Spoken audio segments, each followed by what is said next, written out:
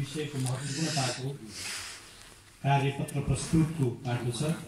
त्यो कार्यपत्र प्रस्तुत गरिदिनका निम्ति मार्क्सवादी समालोचक हर्कबहादुर शाही स्मृति फाउन्डेसनका उपाध्यक्ष डाक्टर मधुसूदन गिरी सरलाई कार्यपत्र प्रस्तुतिका निम्ति मञ्चमा आमन्त्रण गर्दछु।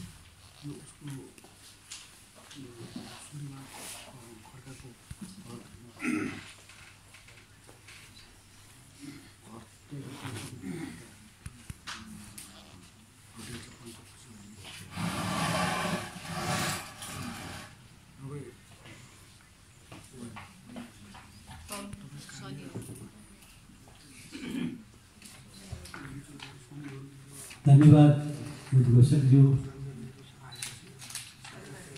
बडाले जो गर्यो काम हुन्छ त्यो सर्वसम्मतको संस्कृतिभन्दा भिन्न हिसाबले मैले केही वर्ष अगाडिबाट सम्बोधन गर्ने गरेको छु उल्टोबाट। त्यसैले आजको यस नेपाली लोकगीतमा पदशीलता कार्यक्रमका आदरणीय सहभागी सज्जनवृन्द, त्यहाँभित्र पनि विभिन्न सङ्घ संस्थाको प्रतिनिधित्व गर्दै बस्नुभएका पदाधिकारीज्यूहरू र यो अगाडिको मञ्चमा आसीन हुनुभएका आदरणीय चिन्तक राजनीतिकर्मी चक्रपाणी शर्माज्यू, मेरा श्रद्धेय गुरु आजका टिप्पणीकार महेन्द्र प्रसाद गिरी सर, अर्का टिप्पणीकार आदरणीय प्राध्यापक डाक्टर जगदीश चन्द्र भण्डारीज्यू, यस कार्यक्रमका अर्का प्रस्तुता आदरणीय वरिष्ठ समालोचक, वरिष्ठ प्रगतिवादी समालोचक प्राध्यापक डाक्टर ताराकान्त पाण्डे सर र यस कार्यक्रमका आदरणीय अध्यक्षज्यू।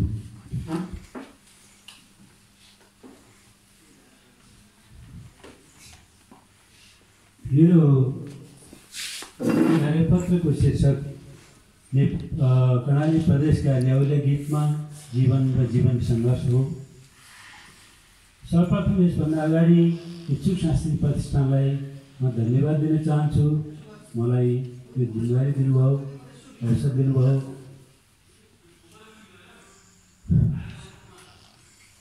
त्यस्तै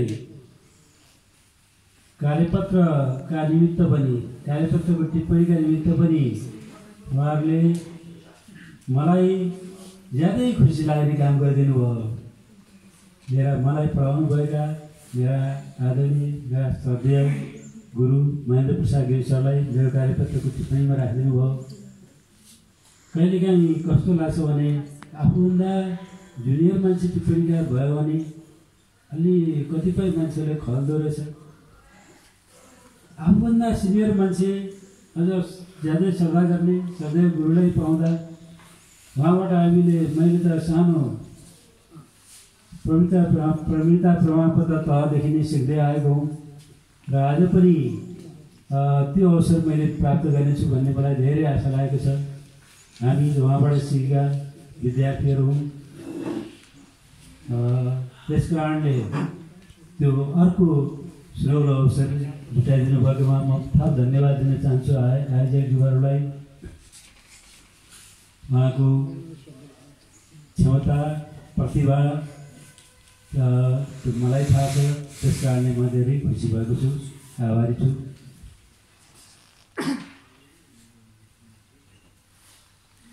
मैले मेरो कार्यपत्रको ढाँचा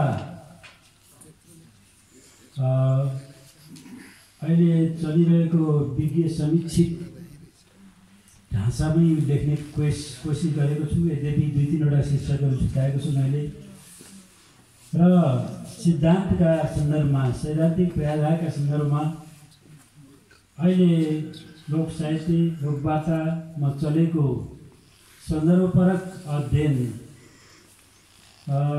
डेलहाइम्सको स्पिकिङ मोडेललाई अपनाउने कोसिस गरेको छु, चर्चा गरेको छु। त्यसलाई सम्पूर्ण रूपमा मैले गर्न सकिरहेको गरेको छैन, भ्याएको छैन। र त्यसका अतिरिक्त अब मैले थप एउटा शब्द यहाँ राखेको छु, शब्दावली, र त्यसलाई व्याख्या यहाँ गर्न भ्याएको छैन। मैले आफै एउटा नयाँ सिद्धान्त आवश्यक छ भन्ने महसुस गरेर डेलहाइम्सको सन्दर्भपरक अध्ययनका ठाउँमा संस्थापरक अध्ययन आवश्यक छ भनेर मैले सिद्धान्त प्रतिपादन गर्ने कोसिस गरेको हो। डेलहाइम्सको सिद्धान्तमा के छ भने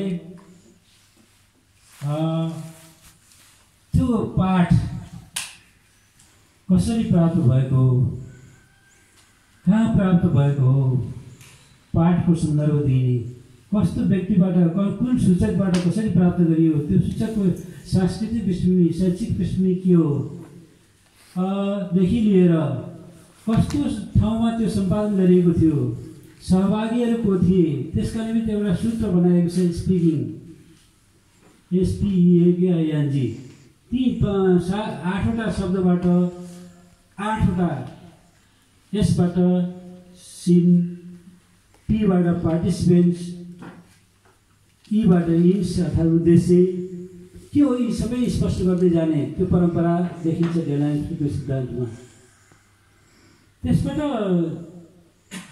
समग्रमा के देखिन्छ भने पाठको प्रामाणिकता त्यहाँ झल्किन्छ। अघि विषयमाथि प्रकाश पार्ने कवि तथा इच्छुक सांस्कृतिक प्रतिष्ठानका सदस्य सचिव मित्रलाल पङ्गानी सरले भन्नुभयो, अहिलेका गीतहरूको कुरो प्रश्न आएको छैन भन्नुभयो। कम आएको छ अथवा त्यस्तो कुराहरू केही गरे जस्तो लाग्यो मलाई, राम्रो सुनेन कि। वास्तवमा अहिलेका गीतहरूको सन्दर्भ भनेको आज त यो उपभोक्तावादले सबै कुराहरूलाई उपभोग्य वस्तुका रूपमा बिक्री गरेर पैसा कमाउने वस्तुका रूपमा प्रयोग गरिदिएको छ। संस्कृति सभ्यता सबैलाई त्यसरी गरिएको छ। र त्यो मात्र नभएर यो पपुलर कल्चर लोकप्रिय संस्कृतिलाई साम्राज्यवादले हतियार बनाइरहेको स्थिति देखिन्छ। अब ती कुराहरू भन्दा पनि हाम्रा आफ्ना मौलिक सांस्कृतिक धरातल के हो त, त्यो तिनका मूल्यहरू के हुन्, म त्यतातिर जाने कोसिस गरिरहेको छु। यो कर्णाली प्रदेश आजको कर्णाली प्रदेश होइन। आजको कर्णाली प्रदेश केवल 10वटा जिल्लामा सीमित छ। पूर्व मध्यकालीन कर्णाली प्रदेश प्राचीनकाल पछिको पूर्व मध्यकाल विक्रम 937 देखि 1450सम्मको त्यो पूर्व मध्यकाल, त्यसपछि उत्तर मध्यकाल सुरु भयो। उत्तर मध्यकाल 1450 पछि एकीकरणभन्दा अगाडिको बिचको समय जहाँ 22 राज्यहरू थिए, उतातिर 24 राज्यहरू थिए, त्यो उत्तर मध्यकाल। र त्यो पूर्व मध्यकाल जुन सिजा साम्राज्य यतातिर थियो, उता सिमरामगढ, यता गण्डकी प्रदेश, उतातिर बागमती प्रदेश यहाँहरू थिए। अब त्यो पूर्व मध्यकालीन कर्णाली प्रदेश र त्योभन्दा अगाडिदेखिको एउटा सिङ्गो सभ्यता हो कर्णाली सभ्यता। कर्णाली सभ्यताका विभिन्न आयामहरू, कर्णालीको सांस्कृतिक इतिहास आफ्नै किसिमको छ, कर्णालीको भाषिक इतिहास आफ्नै छ, कर्णालीको मानवशास्त्रीय इतिहास आफ्नै छ, कर्णालीको सभ्यता सबै त्यसका आयामहरू धेरै छन् र सबै आफ्नै किसिमका छन्। त्यसैले त्यो यो जुन सिङ्गो सभ्यता हो त्यहाँभित्रको लोक साहित्य एउटा सानो पाठ हो। लोक साहित्यभित्रको पनि एउटा विधा लोकगीत, र लोकगीत पनि विभिन्न लोकगीतहरू विभिन्न किसिमले वर्गीकरण गर्दाखेरि विभिन्न किसिमका देखिन्छन्। त्यसमध्ये एउटा पाटोमा एउटा सानो उपपाटो, सानो लोकगीत, र जसलाई यहाँको आफ्नो मौलिक पहिचान हो। पुरानो लोकगीतभित्रको आफ्नो मौलिक पहिचान मध्यकालदेखिको पहिचान न्याउल्या। अहिले त देउडा खेल भइन्छ, त्यति पुरानो उसमा न्याउल्या खेल हो वास्तवमा यो। न्याउल्या खेलबाट पछि देउडाका रूपमा गरिएको छ। देउडा जसलाई देउडा हो वास्तवमा। देउडा भनेको 1.5 पाइला अगाडि चाहिने, त्यसपछि फेरि 1.5 पाइला पछाडि गर्ने, देउडाबाट देउडा गरिएको हो। अब अहिले देउडाको रूपमा विकसित छ। यो न्याउल्या गीत हो, न्याउल्या खेल भनिन्थ्यो। देउडा खेल जस्तै न्याउल्या खेल भनिन्थ्यो पुरानो। त्यसैको एउटा पुरानो रूप न्याउल्यालाई मैले यहाँ विषयवस्तु बनाएको छु। र त्यति बेला कस्तो थियो त, कर्णाली प्रदेशको जनजीवन कस्तो थियो, कर्णाली प्रदेशले कति सङ्घर्ष गर्नु पर्थ्यो, बाँच्नुको लागि कति सङ्घर्ष गर्नु पर्थ्यो। यद्यपि कर्णाली प्रदेश पूर्व मध्यकालमा सम्भ्रान्त थियो, विकसित थियो, उन्नत थियो। प्राचीन कालमा त्यो रूपमा विकसित भइसकेको थिएन। पूर्व मध्यकालमा सम्भ्रान्त थियो, विकसित थियो, जसका प्रमाणहरू हामीले हिजो गयौँ। तपाईँहरू सबैले देख्नु भएको छ। त्यो कागले बिहार पनि हो। दैनिकतिर त्यस्ता थुप्रै छन्, शालिगहरू छन्, ठुलै देवलहरू छन्, खम्बाहरू छन्, गढीहरू छन्, धाराहरू छन्, पँधेराहरू छन्, नाउलाहरू छन्, पत्थर नाउली। प्रश्न कलाको विकास भएको रहेछ। अब एउटा मान्छेलाई त्यो सम्भ्रान्त नभएर उन्नत अवस्था नपुगेको बेला एउटा झुप्रो हाल्न गाह्रो भइरहेको हुन्छ, घर बनाउन गाह्रो भएको हुन्छ। त्यस्तो प्रश्न कलाको विकास त्यत्तिकै सबैलाई विकसित नभएर त हुँदैन। त्यसका विभिन्न आधारहरू थिए, आर्थिक आधारहरू, नुन लगायतका आर्थिक आधारहरू थिए। उताबाट तिब्बततिरबाट आउने नुन भयो, माथिको बुकी सुन भयो, अनि उन भयो, भेडापालन, घोडापालन थियो, बाँस थियो, वस्तुई थियो। मुख्य रूपमा यो सिल्क रोड थियो, यताबाट गइरहेको सिल्क रोड थियो, व्यापार व्यवसाय। त्यति बेला त्यो सम्भ्रान्त थियो। तर पनि त्यति बेलाको जीवन कष्टकर देखिन्छ। जीवन नुनका लागि कति सङ्घर्ष गर्दैछन् त त्यति बेला। मैले यी सबै कुराहरू पढ्न भ्याएन, त्यसैले छोटोमा यी गरेको।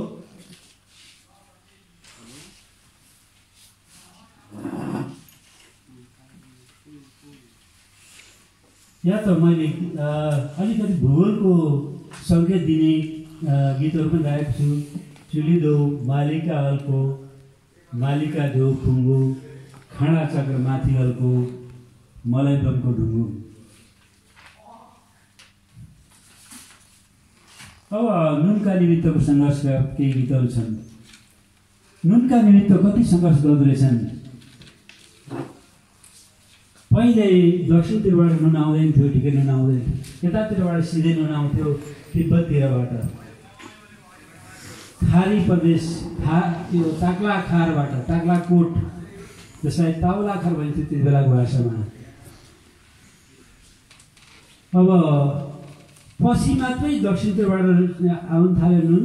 त्यसपछि यता राजापुरमा एउटा हाटलाई नुन लिन जाने, अनि यताबाट घिउ लिएर जाने, खुर्सानी लिएर जाने, चामल लिएर जाने, मास लिएर जाने, यस्ता वस्तु लिएर जाने र नुनसँग साट्ने वस्तु विनिमयको परम्परा त्यो देखिन्छ। अब त्योभन्दा अगाडि त्यो यारीका नाखा तरेर त्यो माथि ताउलाखार जाने, टाक्लाकोट जाने, अरूले नुन पाइजान्छ भने ताउलाखार कोजा। दक्षिणतिरबाट नुन आएपछि अरूमै नुन पाइन्छ भने अलि कम सहज भयो, कम असहज भयो। नत्र भने महिनौँ लगाएर त्यो यारीको नाखामाथि कति अरू नाखाहरू काटेर हिमालहरू काटेर जानु पर्दाखेरि कहिलेकाहीँ पल्तिर गइसकेको बेला बिचमा हिउँ परेर सब बाटो बन्द भइदियो भने महिनौँ त्यतै बस्नुपर्ने, हिउँदभरि बस्नुपर्ने स्थिति पनि आउन सक्ने स्थिति देखिन्छ। अनि त्यसपछि अब त्यो यतातिर आएपछि कमसे अलिक कम पहाड काट्नुपर्ने त्यो स्थिति भयो। त्यसैले तै नुन पाइहाल्छ भने माथि को जाओस्, को जाओस् भन्ने भयो। पछि आएर त्यो केमा परिणत भयो भने प्रतिघात रूपमा कामै नगरेर दुःखै नगरेर खान पाइन्छ भने दुःख कसले गरोस् भन्ने अर्थमा पनि प्रयोग हुन थाल्यो। औले नुन पाइजान्छ भने ताउला खाएर खोजा। अर्को एउटा गीत छ। अहिले हाट गोलाघाट खुर्सानी नौ भयो, जानलाई सजिलो भयो, आउनलाई घाउ भयो। भनेको त अब के हो भने खुर्सानीसँग नुन साटिन्थ्यो। वस्तु विनिमय हुन्थ्यो।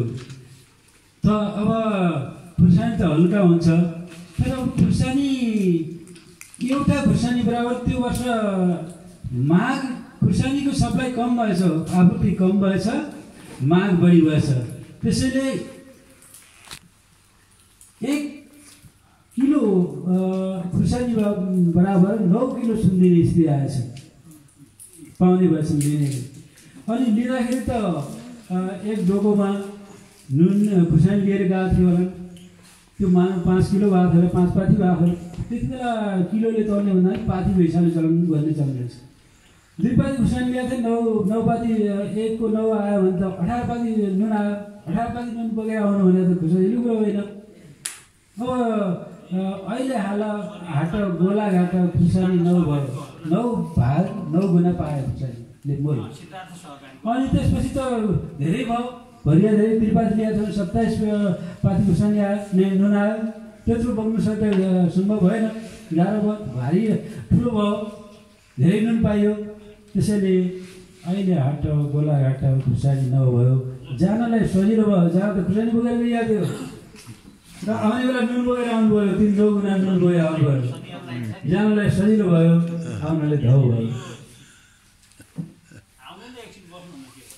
अब यो तलतिरको कुरो हाम्रो, योभन्दा अगाडि जुम्लातिरको माथि ताराकोट जाँदाखेरिको हिउँ काटेर जाँदाखेरि, नुन लिन जाँदाखेरि पनि एउटा गीत छ।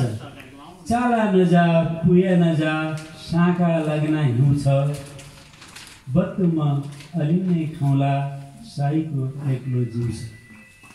घरकी घरिनाले श्रीमतीले भन्छन्, हिउँमा कहीँ चिप्लियो मर्यो के भयो भने साईको एक्लो जिउ छ, म के गरौँला, बरु म नुन अलि नै खाउँला, नुन बिनै नै खाउँला। त्यसैले नुन लिन नजानुहोस्, भइगयो अहिले नुन लिन नजानुहोस्। त्यो अनिश्चित छ, नुनको लागि ज्यान हाल्नुपर्ने स्थिति छ, त्यो स्थिति, त्यो जीवन।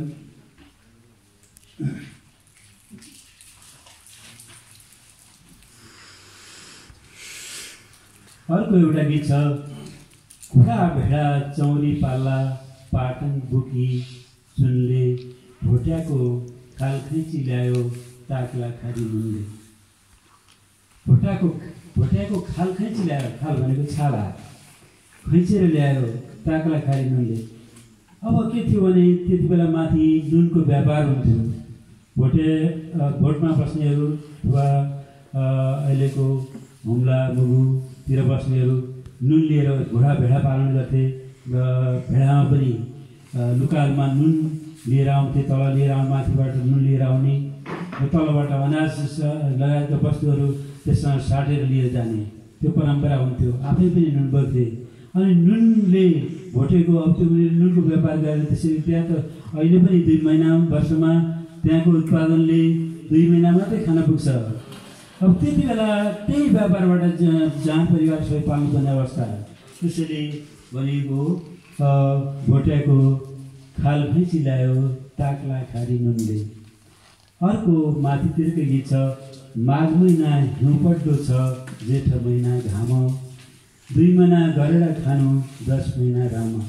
10 महिना खाली हुन्छ, 2 महिना मात्रै काम गरेर खान पुग्छ, त्यो जीवन।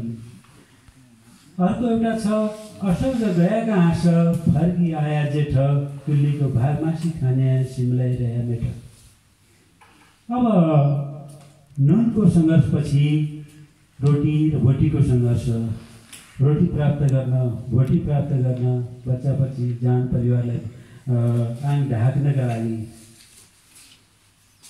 यो काला पहाड जाने परम्परा, भारतको उत्तराञ्चल हिमाञ्चल प्रदेशतिर ढाक काट्न, चट्टान काट्न, बोझा बोक्न अर्थात् भारी बोक्न जाने, कुल्ली काम गर्न जाने परम्परा, त्यो जीवनका बिम्बहरू छन् त्यहाँ गीतहरूमा।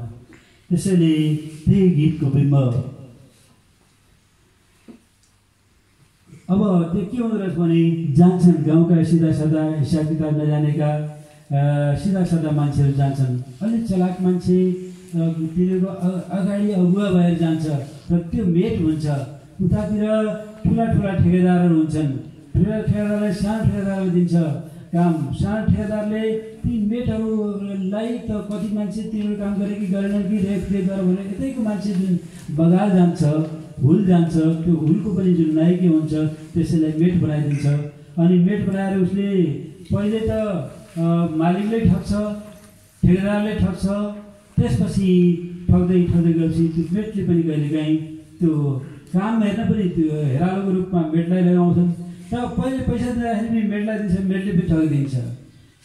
हिउँदभरि काम गर्छन् तर फर्किने बेला मेटले ठगिदिन्छ, कहिले ठेकेदारले ठगिदिन्छ, कहिले मेटले ठगिदिन्छ, कहिले थोरै पाउने, कहिले पाउँदै नपाउने त्यस्तो आउनुपर्ने अवस्था हुन्छ। त्यसैले कुल्लीको भाग मासी खाने सिमल्याइरहे मेट गाली गरेको, कुल्लीको भाग पनि मासु जिन्दगीभर पसिना चुहाएर दुःख गरेर खाने, कुल्लीको पनि भाग भेटेर खाने, भाग ठगेर खाने। त हे मेटु त सिमलै रहेस्, फर्केर नआएस् भन्ने अर्थमा गाली।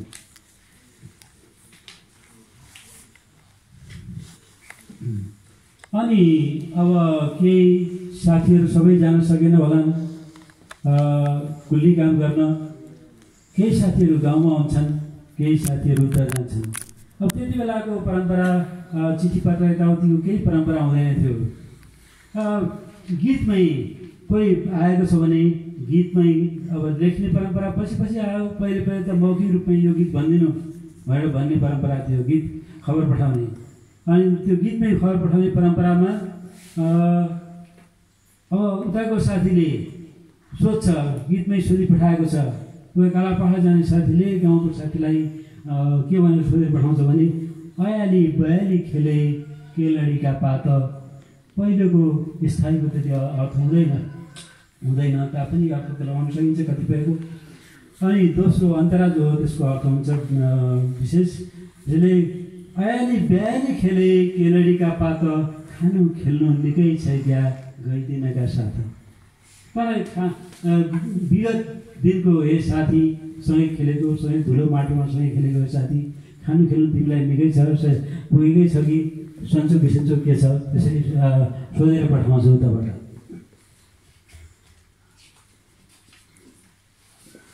अनि गाउँको साथीले उत्तर पठाउँछ। गाउँको साथीले सालखेत काटेका दाउरा बल्याएर खरानी, हाडछाला करङका माला छँदैछ परानी। परानी त छँदैछ, हाडछाला मात्रै छन्, हाडछाला करङका माला छँदैछ परानी। त्यस्तै अब कृषिसँग सम्बन्धित केही गीतहरू। कृषि पेसा एकातिर खेती किसानी भयो, अर्को पशुपालन, दुईतिर विभक्त। खेती किसानीसँग सम्बन्धित अब कुनै एउटा महिलाको श्रीमान कालापाडतिर गएको छ अथवा मण्डालतिर गएको छ पशुपालन गर्न, घरमा अब खेतीको अवस्था आएको छ, खेत जोतिदिने कोही छैन, गोरु छैन, बारी जोत्ने गोरु छैन। त्यस्तो अवस्थामा अब नगरौँ भने गाउँहरूको लाज हुन्छ, गरौँ भने कसरी गर्ने भ्यू पनि छैन, गोरु पनि छैन। त्यो अवस्थाको एउटा गीत छ। हलाउन हलगोरु छैन, पोकाउन बिउ छैन, नरौँ गाउँघरकी लाज, नरौँ त भ्यू छैन, कसरी गर्ने भ्यू छैन। अनि अर्को अब के भन्छ, सबैले गोरु पाल्न सक्दैनन्, बल्ल भनिन्छ त्यो पुरानो भाषामा। यहाँ गोरुलाई त्यो बल्ल पाल्न सक्दैनन्। अनि आफ्नो बल्ल नहुनेहरू, गोरु नहुनेहरू के गर्छन् भनेदेखि अरूको कहिलेकाहीँ खेतीको बेला आफ्नो त्यति जग्गा पनि थोरै जग्गा हुन्छ, मागेर पनि एक दुई पटक गोरु मागेर पनि चल्ने, एक दुई दिन गोरु मागेर पनि चल्ने। अनि गोरु मागेको हुन्छ तर हलो पनि राम्रो छैन, जोत्ने हलो पनि राम्रो छैन।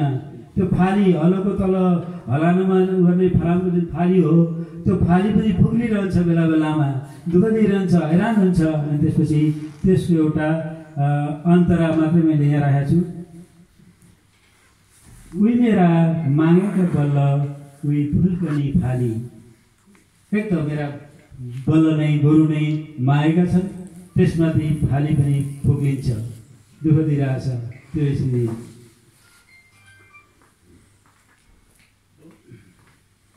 अनि अगाडिको एउटा गीत छ, खेतीपाती नभएर त्यो मुगलान जानु परेको अवस्थाको गीत।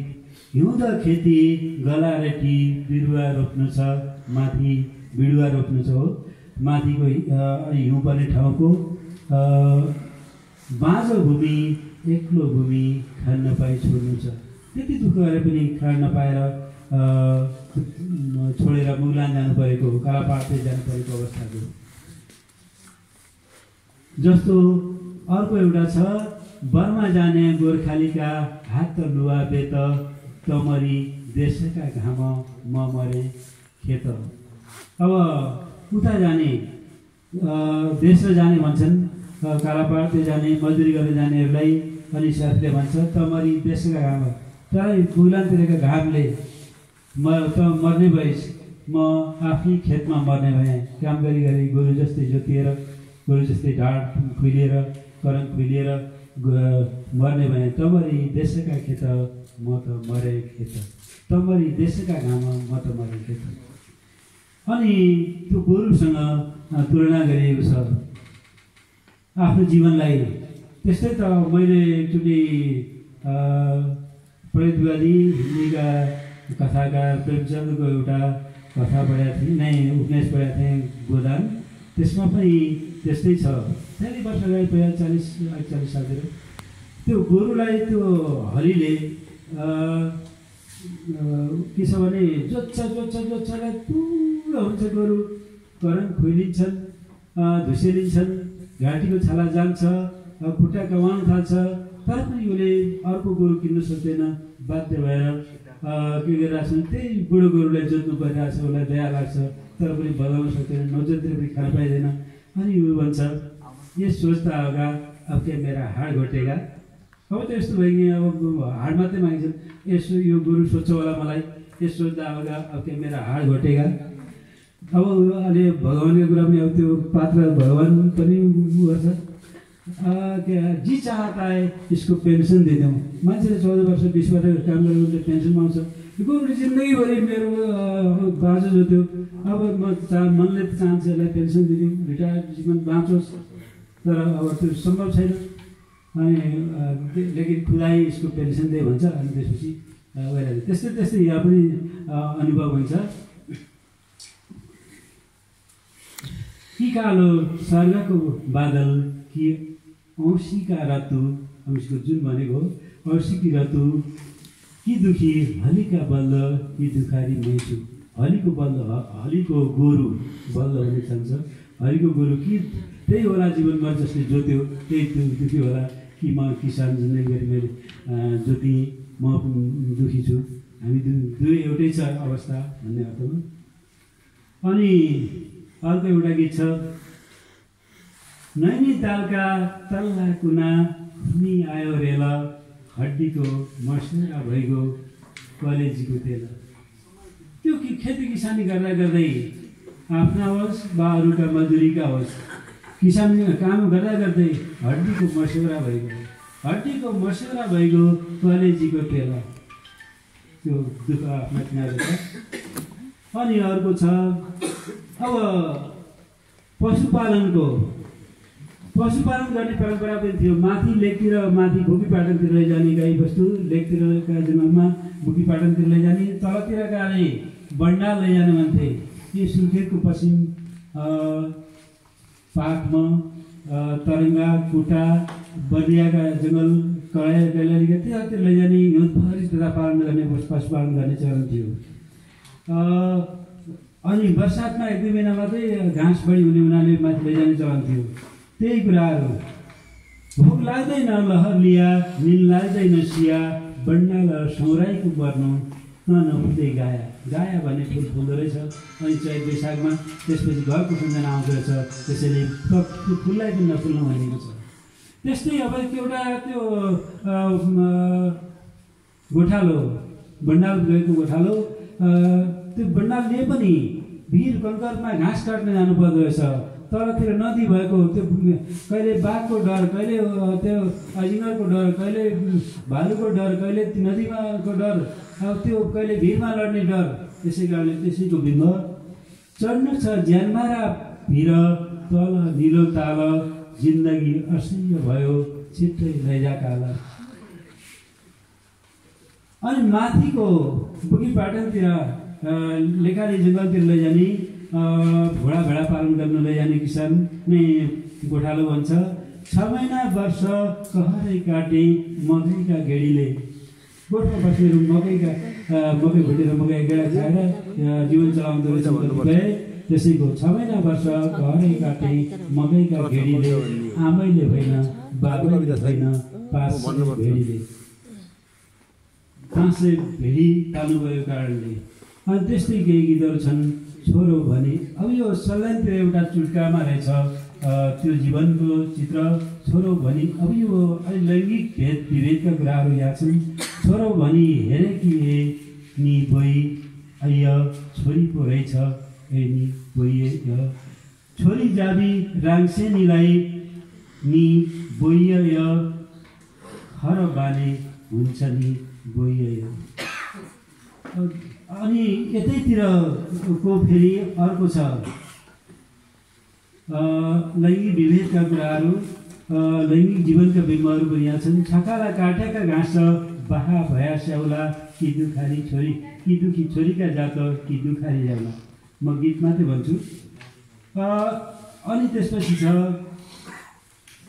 अर्को, हामी पनि छोरी भया खान्थ्यौँ अंश चिरी रुँदै रुँदै हिँड्नु पर्यो रित्तो झोला दिदी।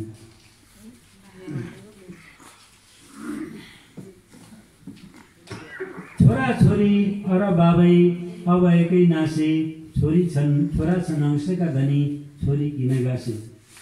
अर्को, अब यहाँ 72 सालमा एकचोटि राष्ट्रिय लोकवार्ता सम्मेलन लोकगीत सम्मेलन भएको थियो दिल्लीमा। त्यो म नै थिएँ त्यसको संयोजक।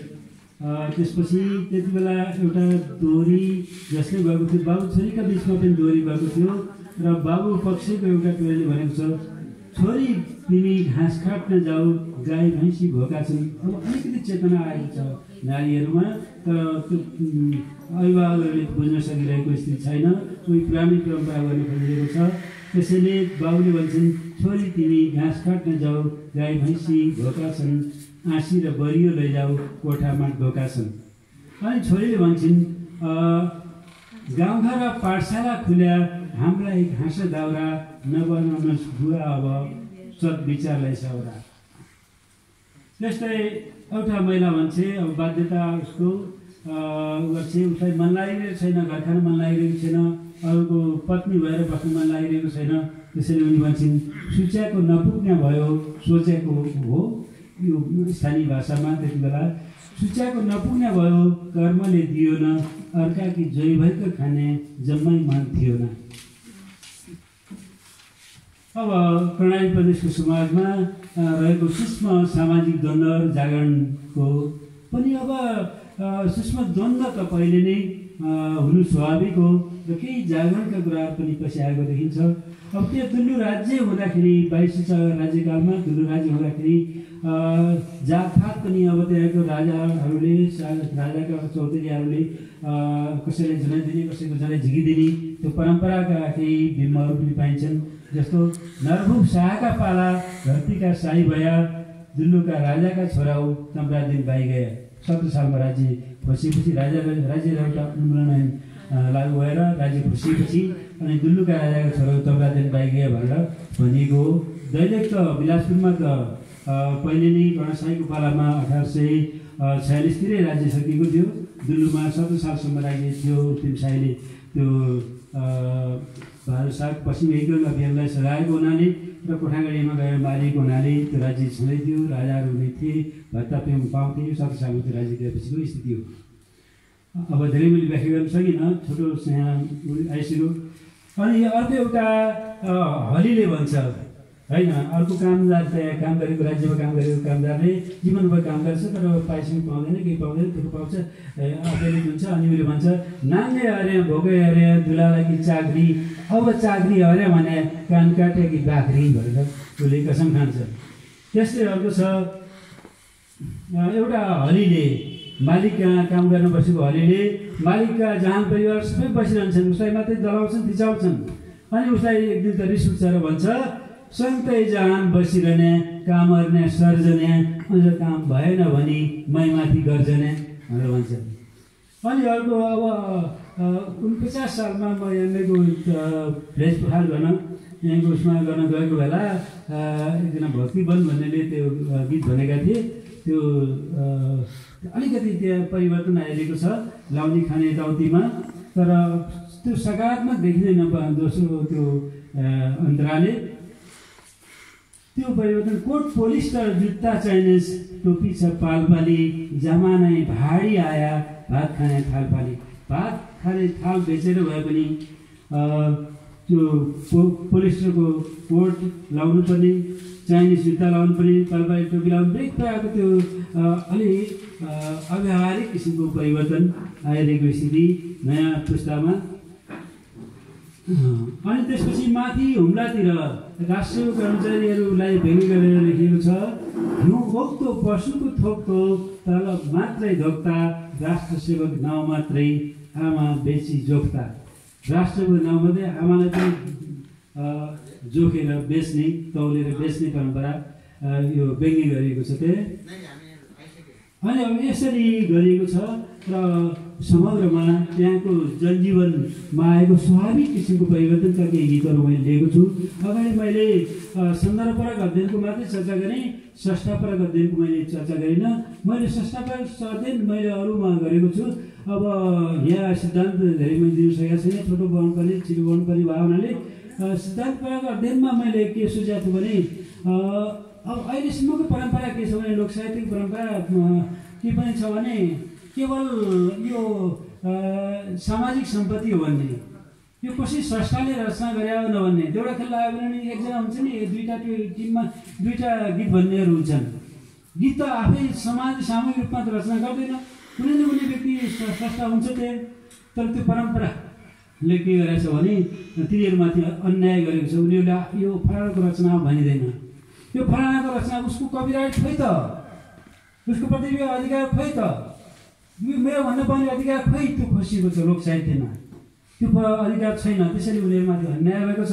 त्यसले एउटा कुरो उनीहरूमाथि त्यो लोकसंस्थामाथि वास्तवमा अन्याय नै भएको छ। र अर्को के भएको छ भने त्यो संरक्षणमा बाधा परेको छ। उसले मेरो भनेर सङ्कलन गर्न पाएको त त्यो संरक्षण हुन्थ्यो नि, त्यो हुन पाइरहेको छैन। त्यसैले मलाई के लाग्यो भने एकचोटि म त्यहाँ गएको थिएँ, जहिलेको त्यो भाट गाउँ भन्ने ठाउँमा एउटा ऐसनी भाट भन्ने महिला थिए। तिनी महिलाको जवानीमा तिनी अब साह्रै यसैमा समय लोक साहित्य संस्कृतिमै लोकगीत गायनमै यसमै सम्बन्धित भयो कि उनको त्यसै गर्दा घरबार पनि बिग्रियो, कालीकोटमा विवाह भएको रहेछ, त्यो घर पनि बिग्रियो, एउटा छोरासँग भएको रहेछ, ल्याएर पाएन। पछि त्यो ठुलो भएपछि त्यो बाउसँग गएको वंशको लागि अनि त्यो उनी आवारा जीवन त्यसरी बित्यो। त्यो लोक साहित्य संस्कृतिमै त्यो गीत देउडामै यताउता यस्तैमा बित्यो। र अनि आफ्ना जवानी अवस्थाका प्रतिस्पर्धी बलवीर साई रहेछन्, उनीसँग उनी पनि बिते। उनी बितेपछि उनको छोरा गणेश साई भन्ने पनि देउडा खेल लाउन थालेछ, देउडा खेलाडी भएछ। र अनि त्यो देउडा खेल चलिरहेको बेला के भएछ भने उनी बुढी भइसकेकी थिइन्, तर उनको भए पनि कृष्ण मेटिएको थिएन। त्यो सुन्ने गाउने यताउता गए, त्यो देउडा खेलको बिचमा गएर बसिछन्। अनि त्यो गणेश साईले देखेछन् बाबुका पालाकी खेलाडी, बाबुकी प्रतिस्पर्धी पनि भरेछन्, गीत भनेछन्। कहाँ जानी छौ, क्या खानी छौ, कहाँ पानी पिनी छौ, कहाँ जान्छौ घरबार बिग्रियो, कहाँ जान्छौ के गर्छौ, कहाँ जानी छौ, क्या खानी छौ, कहाँ पानी पिनी छौ, बुवाका पालाकी कली मर्यौ कि जिउनी छौ भन्छ। बुवाका पालाकी कली मर्यौ कि जिउनी छौ, जिउनी छौ भने आऊ गीत भन, प्रतिस्पर्धा गर भनेका। अनि उनले भनेछन्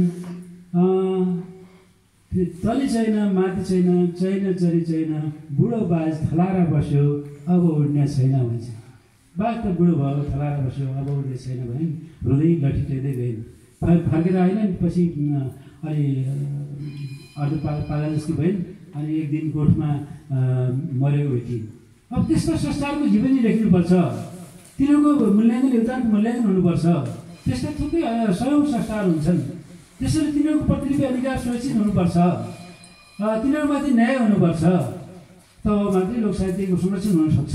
त्यसै कारणले मैले संस्थापरक अध्ययन थाल्नुपर्छ भन्ने एउटा चलाएको हुँ। र अब त्यो स्थापित भइसकेको छ, सर्वस्वीकृत भइसकेको छैन, त्यो अभियान एउटा सर्वस्वीकृत भइसकेको छैन।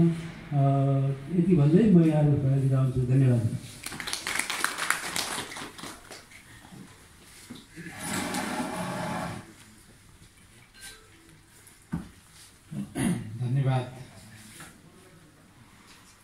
मार्क्सवादी समालोचक, प्रगतिवादी, प्रगतिशील लोकगीतमा आफ्नो कार्यपत्र प्रस्तुत गरेर जानुभयो र